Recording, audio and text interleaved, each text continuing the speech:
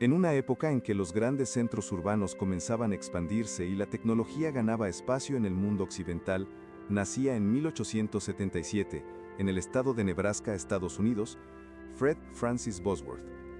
Un niño común, pero con sed de algo que el mundo no podía ofrecer. Aún joven empezó a escuchar sobre el Evangelio, no solamente un evangelio de letras y doctrinas, sino de poder, santidad y vida abundante. A los 16 años, en una pequeña reunión evangelística, entregó su vida a Cristo. Y aquel mismo día, según él mismo registró años después, algo en su interior ardía con intensidad. Era el inicio de una jornada que cambiaría vidas en todo el mundo.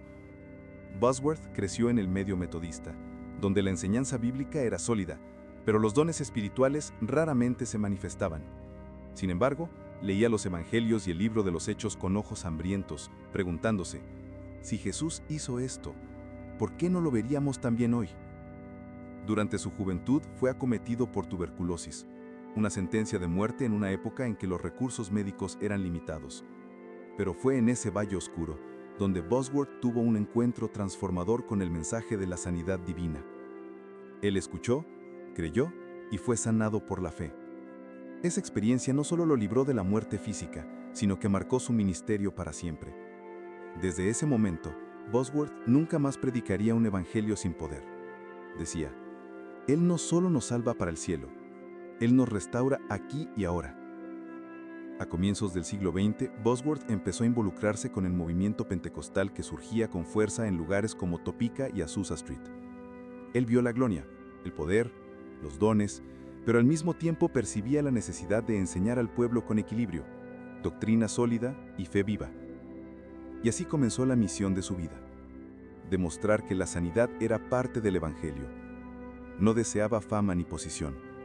Deseaba ver a Jesús glorificado, en cada cuerpo restaurado, en cada testimonio de liberación, en cada lágrima de gratitud de una madre cuyo hijo había sido sanado. F. Bosworth no era solamente un predicador, era un hombre que cargaba un peso de gloria, una unción visible, una fe que penetraba la incredulidad. Y eso era solo el comienzo. Cuando F. Bosworth comenzó a predicar, muchos decían que la sanidad divina no pasaba de ser mero emocionalismo. Otros afirmaban que los milagros habían cesado con los apóstoles. Pero a él no le importaban las voces humanas. Había sido sanado por la fe, y eso era un argumento suficiente. Con una Biblia abierta y el corazón rendido, atravesaba ciudades y estados organizando pequeñas reuniones donde la presencia de Dios llenaba el lugar antes incluso de que los cultos comenzaran. No había marketing, no había redes sociales, había fe. Y fue esa fe la que comenzó a atraer multitudes. Sus mensajes eran simples pero cargados de revelación. Decía, la sanidad es tan parte de la redención como el perdón de los pecados. Si puedes creer que Jesús llevó tus iniquidades, también puedes creer que Él cargó con tus enfermedades. Las personas venían de lejos, en carretas, carruajes e incluso a pie. Muchos traían enfermos en camillas, sordos, ciegos, paralíticos, enfermos terminales. Gente que ya había agotado los recursos médicos, pero que aún creía que Jesús podía tocarlos. Y Él los tocaba. En una de sus primeras campañas conocidas, realizada en Lima, Ohio, los testimonios comenzaron a multiplicarse. Un hombre sordo de nacimiento recuperó la audición mientras Bosworth citaba a Isaías 53. Ciertamente llevó Él nuestras enfermedades.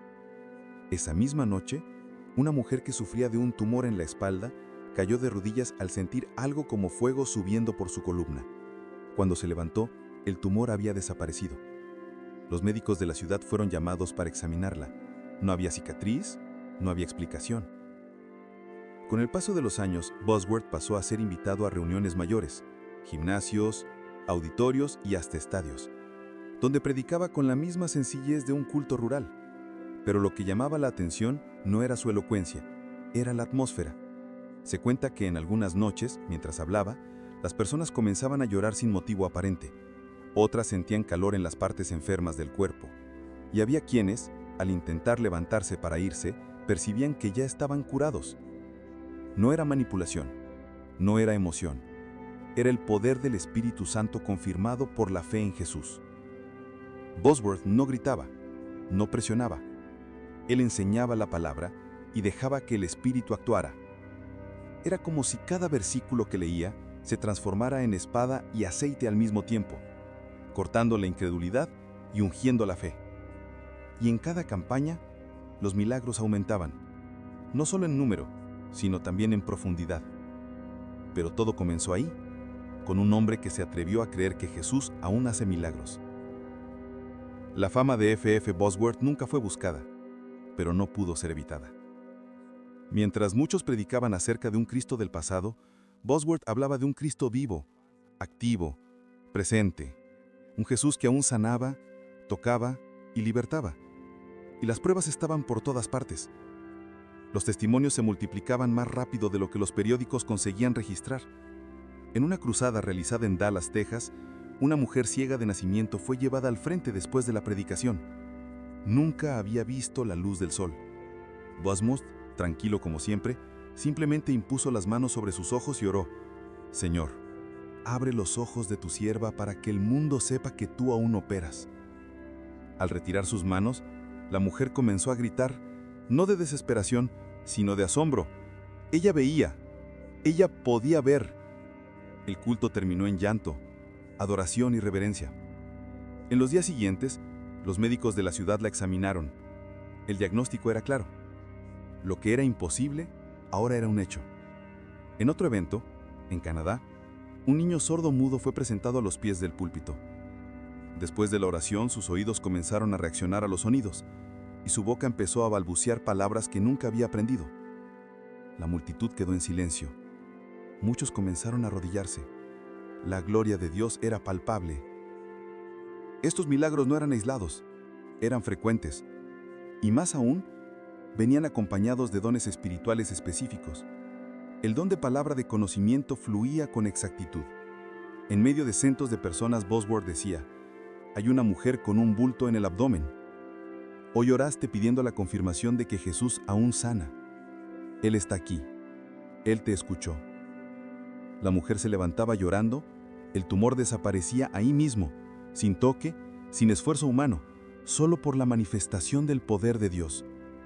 El don de fe sobrenatural también era evidente. Era como si su convicción fuera contagiosa. Cuando Bosworth declaraba: «Vas a ser sanado ahora», el ambiente entero se inclinaba a lo que había sido pronunciado. Era como si todo el cielo dijera amén. Se cuenta que hubo una campaña en la que un grupo de escépticos se organizó para desenmascararlo. Se sentaron juntos en la primera fila de la carpa, tomaban notas y se reían discretamente. Pero al final del culto, 3 de ellos estaban en el suelo. No por persuasión humana, sino por la fuerza invisible a la que no pudieron resistir. 2 salieron sanados de enfermedades antiguas. El tercero, convertido. Incluso pastores que antes lo criticaban, comenzaron a alinearse con su visión bíblica, diciendo: «Él no hace espectáculos, no se exhibe, solo cree, y Dios responde». Bosworth repetía constantemente: «El problema no es que Dios no quiera sanar. El problema es que el pueblo no sabe que ya ha sido provisto». Cuando crees que es parte de la redención, la sanidad viene. Cristo, el médico, no está jubilado, Él está en plena actividad. Con el tiempo, esa convicción tomó forma en un libro que marcaría la historia del cristianismo moderno. Cristo, el sanador. Christ, the Healer. El libro no era un llamamiento emocional, sino un tratado bíblico, repleto de versículos, testimonios y explicaciones sólidas. Bosworth desafiaba a los creyentes a confiar en la sanidad divina como parte de la expiación de Cristo. No podemos predicar un Cristo salvador sin predicar también un Cristo que sana.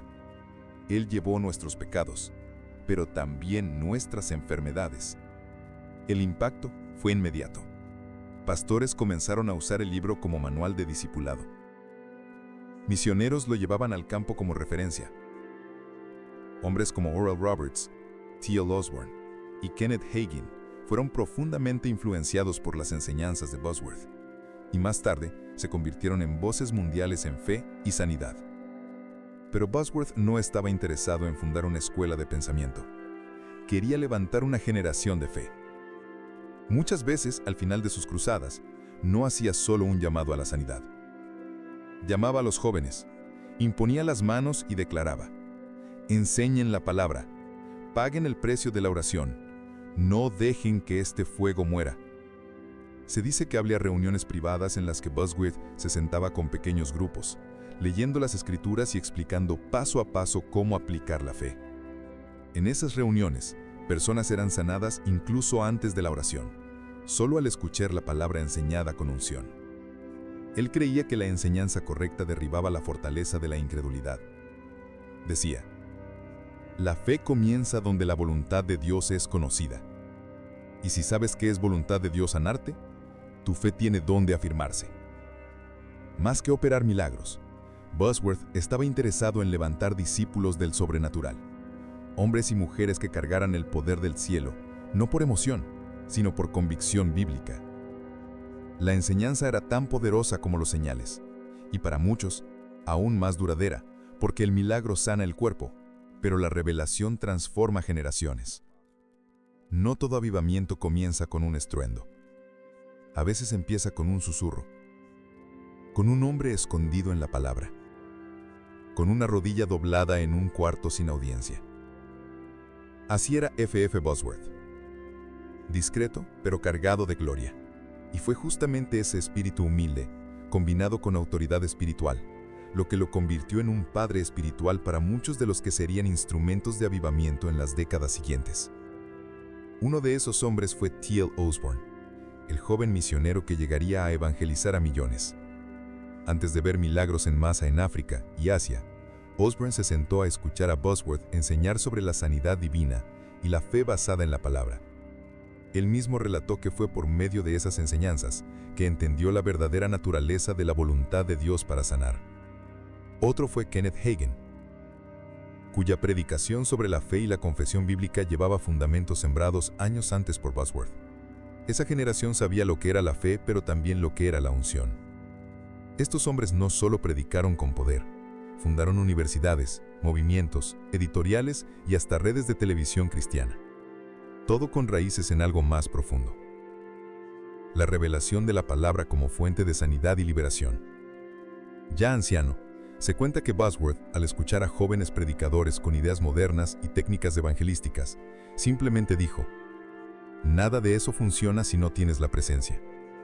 Él sabía que ninguna estructura sustituye la unción, que ningún talento reemplaza la convicción, que ningún método reemplaza el fuego. Por donde pasaba, dejaba marcas invisibles. Una frase que abría entendimiento, una oración que sembraba destino, una presencia que desinstalaba la incredulidad. No formaba admiradores, formaba ministros. No enseñaba trucos, enseñaba fundamentos. Y por eso, aunque su nombre no sea tan popular como los que vinieron después, él está en las raíces de cada movimiento de fe que floreció, en el corazón de cada misionero que se atrevió a creer, en la mente de cada predicador que volvió a anunciar la sanidad, en el alma de cada creyente que sostuvo una promesa y dijo: si está escrito, es mío. En sus últimos años, ya no recorría el país en cruzadas. Su cuerpo sentía el peso de la edad, pero su mente y espíritu permanecían agudos, ardientes por la palabra. Aún escribía, oraba por enfermos, enseñaba y creía. Recibía visitas de jóvenes predicadores, misioneros, pastores y hasta médicos que habían asistido a sus campañas. Algunos buscaban consejo, otros simplemente deseaban estar cerca de alguien que había caminado con Dios. La presencia en su cuarto era diferente, relató un pastor. No necesitaba decir mucho, bastaba estar ahí. Él cargaba el cielo en los ojos. Incluso postrado en cama, seguía orando por enfermos por teléfono. Y hubo ocasiones en que la persona al otro lado de la línea era sanada antes de que terminara la oración. Él no temía a la muerte. La veía como una transición, como un hijo volviendo a casa. Cuando sintió que su tiempo se acercaba, llamó a sus hijos y amigos íntimos, no para despedidas tristes, sino para recordar la fidelidad de Dios. No tengo arrepentimientos, dijo. Jesús siempre fue suficiente. En 1958, a los 81 años, F. F. Bosworth partió a la eternidad, sin dolor, sin miedo, sin sombra, como un guerrero que entrega la espada tras haber vencido todas sus batallas. Su cuerpo fue enterrado, pero su voz aún resuena, en las páginas de sus libros, en la predicación de quienes vinieron después, en los testimonios de los que se atrevieron a creer. Porque la muerte no apaga la unción, solo la transfiere a aquellos que siguen llevando el fuego. F. F. Bosworth no solo vivió una vida marcada por milagros, terminó su carrera con la misma fe con que comenzó. Su legado no está únicamente en sus libros y mensajes, sino en cada vida tocada por la revelación de la palabra de Dios. Cada sanidad, cada liberación, cada transformación es un testimonio viviente de su herencia espiritual.